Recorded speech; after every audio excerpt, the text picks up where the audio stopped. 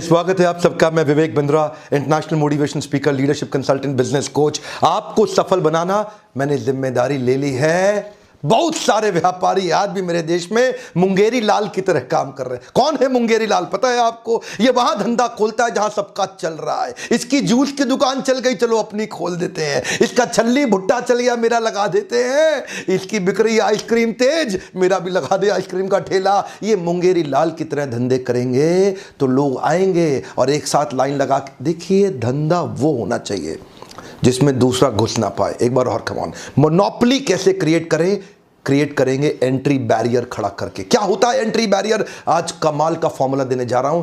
Highway पे जाओ, एक कचौड़ी वाला चल जाता है, 50 और आ जाते हैं। एक मोमोज वाला चल जाता है, 50 और आ जाते हैं। एक छल्ली वाला चल जाता है, 50 और आ जाते हैं। क्या हो रहा है ये देश के अंदर? ऐसे धंधा किया जाता है। हमारे देश के व्यापारी सब मुंगेरी लाल बने हुए हैं।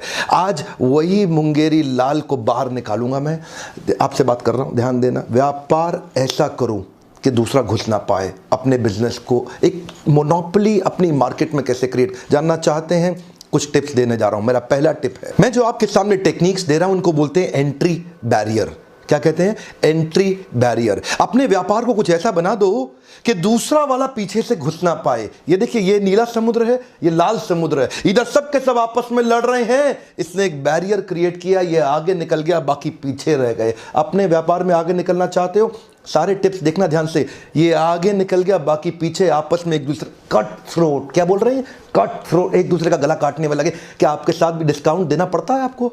उधारी देनी पड़ रही है आपको? ये डिस्काउंट उधारी सब बंद। आज धंधा करेंगे कैश में, मुनाफा कमाएंगे मोटा। ध्यान दीजिए आगे कैसे निकलना है। मेरा पहला पॉइंट है इंटेलेक्चुअल प्रॉपर्टी प्रोटेक्शन। क्या अर्थ हुआ इसका? कोका कोला का एग्जाम्पल देते हैं आपको। कोका कोला क्या है? एक ऐसा सोल्यूशन सिरप बनाया है कोका कोला ने। अपनी कोल्ड ड्रिंक खुद नहीं बनाता, बॉटलर को बोलता है कार्बोनेटेड पानी मिलाओ, चीनी मिलाओ मेरे सिरप में। उसके सिरप के बारे में 1891 से शुरुआत करी, आज तक सिरप के बारे में किसी को नहीं पता कि कोई जानता ही नहीं उसका सिरप कैसे। इसको क्या बोलते हैं? Trade secret.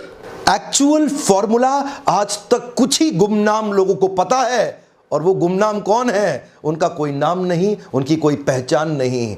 कर्नल सैंडर्स ने भी केएफसी के अंदर ऐसा ही ट्रेड सीक्रेट जनरेट किया अपनी सीक्रेट रेसिपी के साथ में। किसी को नहीं पता चलता, लेकिन बिजनेस बहुत स्केल अप कर दिया। क्या आपके बिजनेस में भी आप कुछ ऐसा कर सकते हैं जिससे एंट्री बैरियर जनरेट हो जाए? कुछ एग्जांपल आपके लिए तुरंत अप्लाई होंगे, कुछ आपको सोचने पड़ेंगे। मेरा अगला पॉइंट सुनिए, patent and licences. Patent and licences ये यूरोपियन अमेरिकन कंपनीज बहुत करती हैं। अच्छा, हमारे देश में भी कुछ मुंगेरी लाल, चवन्नी लाल उसको बना लेते हैं, लेकिन डर के मारे किसी को पता ना लग जाए, किसी को पता, धंधे में केवल अपने बेटे को बिठा लेते हैं। पेटेंट एंड लाइसेंसेस की मदद से धंधा बहुत स्केल अप हो सकता है। फार्मास्यूटिकल इंडस्ट्री में इसका बहुत इस्तेमाल किया जाता है। एक्चुअली ये ओनर को एक राइट देता है, जिस राइट के चलते कोई दूसरा कॉम्पिटिटर उस प्रोडक्ट को ना तो बना सकता है ना बेच सकता है। फार्मास्यूटिकल इंडस्ट्री के अंदर दो प्रकार की मेडिसिन बनती हैं, एक है जेनेरिक और दूसरी है मॉलिक्यूल। जेनेरिक मतलब जनरल, जो सबके पास है। मॉलिक्यूल मतलब आपने अपने R&D के अंदर वो स्पेसिफिक आइटम बना ली जिसका आपने पेटेंट ले लिया। अब 10 रुपए की आइटम आप 1000 रुपए की बेच रहे हैं, लेकिन कोई कंपटीशन घुस नहीं सकता। एंट्री बैरियर क्रिएट कर दिया। एंट्री बैरियर भी क्रिएट किए जा सकते हैं अगर आप छोटे R&D सेंटर बिल्ड कर ले अपनी कंपनी के अंदर, अपनी ऑर्गेनाइजेशन के अंदर। आपको लगता है मुश्किल, अभी सुनते रहिएगा। आसान कई तरीके हैं, और एक ऐसा तरीका है जो आपको सफल पक्का बना देगा, वो लास्ट में बताऊंगा। अगला वाला एग्जाम्पल तो आप रोज अपने जीवन में देख रहे हैं, डिस्ट्रीब्यूशन नेटवर्क। ये डिस्ट्रीब्यूशन नेटवर्क भी एंट्री बैरियर क्रिएट कर देता। जानना चाहते हैं कैसे? नोकिया का डिस्ट्रीब्यूशन नेटवर्क बड़ा था, लेकिन अंदर से खोखला, कमजोर था। नोकिया अपने डिस्ट्रीब्यूटर रिटेलर को 15-15, 20-20, 25-25 रुपए दिया करता था मार्जिन में।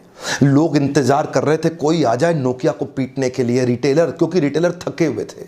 20 रुपए के मार्जिन पे मोबाइल बेचा करते थे। नोकिया ने ध्यान नहीं रखा अपने डिस्ट्रीब्यूशन नेटवर्क का, लेकिन वहीं कौन आ गए? Oppo, Vivo. Highest margin they रहे हैं, आज सबसे बड़ा मार्जिन दे रहे हैं। किसी भी रिटेल की दुकान पे चले जाओ, वो बोलेगा सबसे बढ़िया मोबाइल ओप्पो का है, ले लो। सबसे बढ़िया मोबाइल ओप्पो का है, ले लो। ओप्पो वीवो की वो तारीफ करता है। क्यों? ओप्पो वीवो ने आज डूबते हुए रिटेलर को ऐसे रिटेलर को जिसको फांसी लग जाती, मर जाता बेचारा, क्योंकि उसके पास मार्जिन नहीं था, खर्चे के लिए पैसा नहीं था। आपको पता नहीं मोबाइल जो का धंधा है ना, बहुत कम मार्जिन का है। मोबाइल में बहुत ज्यादा मार्जिन नहीं होता, लेकिन ऐसे मोबाइल रिटेलर को बचाने के लिए ओप्पो और वीवो आए हमारे देश के अंदर। उन्होंने डिस्ट्रीब्यूशन नेटवर्क पावरफुल बिल्ड कर दिया। आज रिटेलर, डिस्ट्रीब्यूटर ओप्पो वीवो की तारीफ करते हैं, क्योंकि उन्होंने उनका ध्यान रखा है। आज ओप्पो वीवो ने डिस्ट्रीब्यूटर रिटेलर्स की जिम्मेदारी उठाई है, और आज डिस्ट्रीब्यूटर रिटेलर ओप्पो वीवो के लिए बहुत लॉयल हो गए हैं। बाकी सारी हैंडसेट कंपनी के लिए एंट्री बैरियर क्रिएट हो गया है। क्या हो गया? Entry barrier. इसको बोलते हैं एंट्री बैरियर। आपके पार्टनर्स के साथ मिलकर आप ऐसा संबंध बना लो, उनके साथ ऐसा मजबूत संबंध बना लो कि दूसरा कोई अंदर घुस ही ना सके। क्या आपने अपना डिस्ट्रीब्यूशन नेटवर्क तैयार किया? कर सकते हैं आप। लीडरशिप फनल में आते हैं ना आप में से कई लोग, उनको हम हेल्प करते हैं बिल्ड करने के लिए। लेकिन अगर आप नहीं आ सकते तो कम से कम वीडियो देखिए।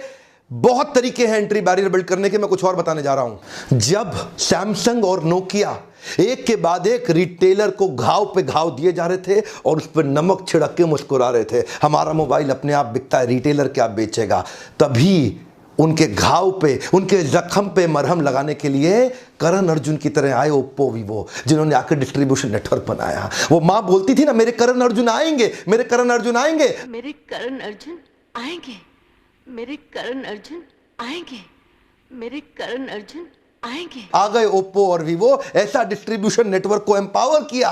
एक एक रिटेलर बोला, देखो देखो हमें बचाने वाले करण अर्जुन आ गए हैं। ओप्पो वीवो की इंटेलिजेंस देखिए, डिस्ट्रीब्यूशन नेटवर्क को इतना एम्पावर किया, रिटेलर उनका साथ दे। क्यों नहीं देगा? क्योंकि उन्होंने रिटेलर को बचाया है। डूबते हुए रिटेलर को ईमानदारी से इज्जत दी है, उसको सपोर्ट दिया है, इसीलिए आज एंट्री बैरियर आ गया। इतना पावरफुल एंट्री बैरियर। अपने पार्टनर्स को मजबूती दीजिए, ये लर्निंग है ओप्पो वीवो से। अपने पार्टनर्स को मजबूती दीजिए, एंट्री बैरियर क्रिएट हो जाएगा। अगला मेरा पॉइंट है एक्सक्लूसिव राइट्स। जिस भी व्यापार के अंदर आप हैं, आप देखिए कोई इंटरनेशनल प्रोडक्ट ऐसा है कि जिसका आप एक्सक्लूसिव राइट लेकर के अपने देश इंडिया के अंदर उसका डिस्ट्रीब्यूशन क्रिएट कर सकते हैं। इनफैक्ट कई मोबाइल फोन हैं जो फ्लिपकार्ट और अमेजॉन पे अपने एक्सक्लूसिव राइट देते हैं माल बेचने के लिए, और मार्केट के अंदर हंगामा। देखिए क्यों? क्योंकि एंट्री बैरियर क्रिएट हो गया। जैसे एमआई के फोन, मोटोरोला, लेनोवो, ये एक एक महीने के लिए अपने प्रोडक्ट को एक्सक्लूसिव केवल फ्लिपकार्ट को देते हैं या अमेजॉन को देते हैं। फ्लिपकार्ट ने तो काम ही ये कर रखा है, 70% जब भी एक्सक्लूसिव धंधे का काम आएगा तो फ्लिपकार्ट ले लेता है। ये उसका तरीका है बिजनेस करने का। एंट्री बैरियर क्रिएट कर दिए। देश के सारे रिटेलर तंग होते रहते हैं फ्लिपकार्ट के कारण। जितने मोबाइल रिटेलर परेशान हैं फ्लिपकार्ट और अमेजॉन से। अमेजॉन थोड़ा पीछे है, वो 30% लेता है। फ्लिपकार्ट सबसे ज्यादा एक्सक्लूसिव सेल्स की डील्स उठा लेता है मार्केट के अंदर। ये भी एंट्री बैरियर क्रिएट करने का तरीका है। कोई भी आपकी इंडस्ट्री के अंदर ऐसा प्रोडक्ट जो अभी भारत देश में नहीं बिक रहा, उसका जो भी ओरिजिनेटिंग कंट्री है, उस कंपनी को वहां कांटेक्ट करके उसके एक्सक्लूसिव इंडिया सेलिंग राइट्स, अगर आप में दम है तो आप ले सकते हैं। एंट्री बैरियर क्रिएट हो जाएगा, कोई कंपटीशन आपके अगेंस्ट खड़ा नहीं हो पाएगा। अगला मेरा पॉइंट है इकोनॉमीज ऑफ स्केल। इससे भी एंट्री बैरियर क्रिएट हो सकता है। इकोनॉमीज ऑफ स्केल का मतलब क्या है? माल इतना बेच दो, इतना बेच दो, इतना बेच दो, इतना बेच दो कि वॉल्यूम के कारण आपकी प्रॉफिटेबिलिटी बढ़ जाए, चाहे भले ही मार्जिन बहुत थोड़ा सा क्यों ना हो। उदाहरण है वॉलमार्ट, उदाहरण है डी मार्ट, उदाहरण है बिग बाजार। ये लोग जब मार्केट से माल खरीदते हैं ना, इतना बड़ा बल्क में सेंट्रलाइज्ड परचेजिंग के कारण खरीदते हैं, अपने आखिरी पैसे के 100वें हिस्से के आखिरी पैसे का भी डिस्काउंट ले लेते हैं। इतना बल्क में खरीदते हैं कि उसके कारण ये इकोनॉमीज ऑफ स्केल बिल्ड कर लेते हैं। इनसे सस्ता कोई खरीद ही नहीं सकता, एंट्री बैरियर हो गया। अब इनसे सस्ता कोई बेच ही नहीं सकता, एंट्री बैरियर हो गया।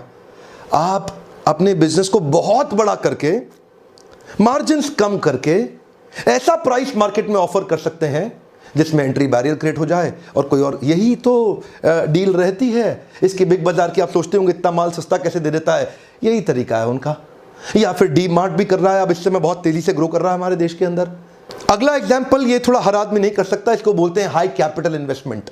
मेरे आपने पुराने वीडियो में देखा ही हुआ है जियो वर्सेस एयरटेल, जहां मैंने बताया 2.5 लाख करोड़ रुपया इन्वेस्ट नई टेक्नोलॉजी पे किया, पुरानी पे किया ही नहीं जियो ने। इसको बोलते हैं हाई कैपिटल इन्वेस्टमेंट, जहां एंट्री बैरियर क्रिएट कर दिया। एयरटेल बेचारा पुरानी वाली इन्वेस्टमेंट से जूझ ही रहा था, ये नई इन्वेस्टमेंट पे 2.5 लाख करोड़ रुपए खर्च कर दिया। बाकी लोग पीछे पीछे आने में बहुत परेशान हो रहे हैं, इतना बड़ा बैरियर हो गया। टाटा तो बिक ही गया, उसको तो बेचारे को एयरटेल के पास जाना पड़ा, हमको खरीद लो। और उधर से वोडाफोन और आइडिया में चल रहा है। अब ये दोनों सोच रहे हैं हम दोनों एक हो जाते हैं, क्योंकि अलग अलग ये जियो से लड़ नहीं पाएंगे। जियो ने ऐसा एंट्री बैरियर क्रिएट कर दिया, 13 मोबाइल नेटवर्क सर्विसेज की कंपनी हो गई थी, अब 3 ही रह जाएंगी, फिर सब गिर के सब नीचे आ गए। क्यों? Entry barrier. जियो के आते ही हंगामा हुआ देश में। अगला मेरा पॉइंट है प्रोप्राइटरी टेक्नोलॉजी, और एग्जांपल मैं दूंगा आपको माइक्रोसॉफ्ट विंडोज का। माइक्रोसॉफ्ट विंडोज के कई वर्जन हैं, सारे वर्जन अगर आप देख लें तो उनका मार्केट शेयर आज अबाउट 90% है। No doubt, Bill Gates has 90% gross margin also because of the proprietary technology. Therefore, he is the richest billionaire in the world. Richest billionaire in the world. जानते हैं क्यों? इसी को बोलते हैं एंट्री बैरियर। आपके लिए थोड़ा आसान तरीका, एक्सीलेंट कस्टमर सर्विस। एग्जाम्पल बहुत हो सकते हैं, लेकिन मैं जुबिलियंट ऑर्गेनोसिस की company called brand Domino's pizza, more than 60% market share organised industry के अंदर, delivering piping steaming hot pizza at your doorstep in less than 30 minutes और फॉर फ्री। क्या एक बार और? 30 मिनट के अंदर पिज्जा आपके घर पे, नहीं तो फ्री हो गया जी, फ्री हो गया। ये जो डोमिनोज ने एक्सीलेंट एक्सपीरियंस क्रिएट किया ना, एंट्री बैरियर हो गया। दोबारा कई पिज्जा वाले आए, आधे बंद हो गए और आधे सर्वाइव करने के लिए सांस फुला रखे हैं, पिज्जा टाइम से पहुंचा नहीं पा रहे। इसको बोलते हैं एंट्री बैरियर। मेरा अगला एग्जांपल है ब्रांड इक्विटी। वैसे इसके ऊपर मैं 2 वीडियो ऑलरेडी डाल चुका हूं, पर एग्जांपल आज जो मैं आपको दूंगा वो है एमसील। एमसील एक्चुअली क्या है? एक ब्रांड का नाम है। एमसील प्रोडक्ट का नाम नहीं है। एक बार और, सिनोनिमस ब्रांडिंग का एग्जांपल है। देश का नमक टाटा, ठंडा मतलब कोका कोला, नूडल मतलब मैगी, एडेसिव मतलब फेविकॉल। आज इतनी सारी सिनोनिमस ब्रांडिंग हो रखी है, उससे एंट्री बैरियर जनरेट हो जाता है। एमसील ने भी एंट्री बैरियर जनरेट कर दिया। एमसील होता क्या है? एक्चुअली प्रोडक्ट को बोलते हैं एपॉक्सी कंपाउंड, लेकिन प्रोडक्ट के बारे में किसी को नहीं पता। वो ब्रांड इतना पॉपुलर हो गया कि प्रोडक्ट एपॉक्सी कंपाउंड का नाम तक किसी को नहीं पता। एंट्री बैरियर हो गया, जिसको खरीदने की जरूरत पड़ेगी बोलता भैया एमसील देना, भैया एमसील देना। कभी नहीं बोलता एपॉक्सी कंपाउंड देना, भैया एमसील देना। एंट्री बैरियर हो गया बाकी सारे ब्रांड्स के लिए। आपने वो पुरानी एड देखी थी, जिसने देखी हंस हंस के लोटपोट हुआ था। क्या बोला? वो मोटा सा हट्टा कट्टा लड़का अपने पिता से बोलता है 2 जीरो और डालो, 2 जीरो वसीयत में और डाल दो। वो पिताजी की बेचारे शरीर छोड़ने ही वाले थे, लेकिन वो जीरो डलवाया जा रहा था नीचे साइन करा के, तभी एक बूंद टपकी और पहले का 1 मिट गया। एक टपकती बूंद आपकी जिंदगी खत्म कर सकती है। वहीं एमसील फेमस हो गया, एक एंट्री बैरियर क्रिएट हो गया। अगला मेरा पॉइंट है लॉयल्टी बियॉन्ड लॉजिक। और आपको पता है ना, मैं हर पॉइंट के पीछे केस स्टडी देता हूं। मेरे क्लाइंट्स हैं, अच्छा हमदर्द भी मेरा क्लाइंट है। हमने क्या देखा, हमदर्द के कुछ प्रोडक्ट थे जो हैदराबाद के अंदर इस्लाम प्रैक्टिस करने वाली कम्युनिटी के बीच में बड़े पॉपुलर थे। यूनानी प्रोडक्ट, और प्रोडक्ट भी बड़े शानदार थे। बीच में हुआ ऐसा कि हमदर्द की कंपनी के अंदर स्ट्राइक हो गई, शायद लेबर यूनियन से हुआ होगा, और वो प्रोडक्ट बनना नहीं। इतने में पीछे बैद्यनाथ ने तैयारी मारी, बैद्यनाथ लेके अपने प्रोडक्ट पहुंच गया। लो भाई हमदर्द तो है नहीं, मेरा ले लो, मेरा ले लो। लोगों ने लेना तो शुरू कर दिया, लेकिन जैसे ही हमदर्द वापस आई, लोगों ने बैद्यनाथ को फिर से भगा दिया और फिर से हमदर्द का प्रोडक्ट लेना शुरू कर दिया। इसको क्या बोलते हैं? Loyalty beyond logic. कुछ मार्केट के अंदर, कुछ रीजन के अंदर आप लॉयल्टी बियॉन्ड लॉजिक जनरेट कर सकते हैं। जैसे इस्लाम प्रैक्टिस करने वाले लोग हमदर्द में बहुत फेथ रखते हैं, वो लॉयल्टी बियॉन्ड लॉजिक है। बेचारा आया तो था बैद्यनाथ, लेकिन कुछ कर नहीं पाया। ध्यान दीजिएगा, रीजनल लॉयल्टी बियॉन्ड लॉजिक भी हो सकती है, जो मैंने पिछले वीडियो में बताया। राहुल गांधी की अमेठी के अंदर लॉयल्टी बियॉन्ड लॉजिक है। कोई भी आ जाओ, राहुल गांधी को अमेठी में हरा नहीं सकते हैं। ऐसे कई उदाहरण हो सकते हैं, रीजनल हो, नेशनल हो। आपकी मार्केट के अंदर भी आप ऐसी सर्विस क्रिएट कर दो, लोग आपको लेके लॉयल हो जाएं। कोई भी आ जाए, आप ही से माल लेंगे, किसी और का लेंगे नहीं। ये एक एग्जाम्पल था केस स्टडी का। क्या आपके मन में कुछ सवाल आ रहे हैं कि ये आपके बिजनेस में कैसे इंप्लीमेंट होगा? अगर आप अपने बिजनेस में इंप्लीमेंट करना चाहते हैं तो इस पे मैं कुछ फ्रेमवर्क्स बना के देता हूं आपको लीडरशिप फनल प्रोग्राम में, जहां कस्टमाइज तरीके से आप उससे प्रश्न कर सकते हैं कि आपके बिजनेस के अंदर एंट्री बैरियर। देखो, अगर धंधा ऐसा करोगे जो हर आदमी कर रहा है, तो डिस्काउंट भी देना पड़ेगा और उधारी भी देना पड़ेगा। कभी धंधे में पनप नहीं पाओगे। असली व्यापारी वो है जो कंपटीशन को तहस नहस तक कर देता है। मैंने बिल गेट्स और मुकेश अंबानी को देखा, इनकी आदत है, पारिवारिक आदत है पूरे कंपटीशन को तहस नहस कर देने की। आप अपने बिजनेस के अंदर ब्लू ओशन, इनोवेशन या डिफरेंशिएशन क्रिएट करना चाहते हैं और आप चाहते हैं एंट्री बैरियर लग जाए ताकि आपके बिजनेस में हर कोई ना घुस जाए और आप अपने बिजनेस को नए लेवल तक लेके जा सकें। लीडरशिप फनल के बारे में हमारे टीम को फोन करके पूछिए इस नंबर पे कि इसकी अगली तारीख कब की है और कहां की है। सीट्स लिमिटेड हैं। जनवरी ऑनवर्ड्स बैच एक्सपेंसिव होने जा रहे हैं क्योंकि कुछ नई चीजें हमने ऐड करी हैं।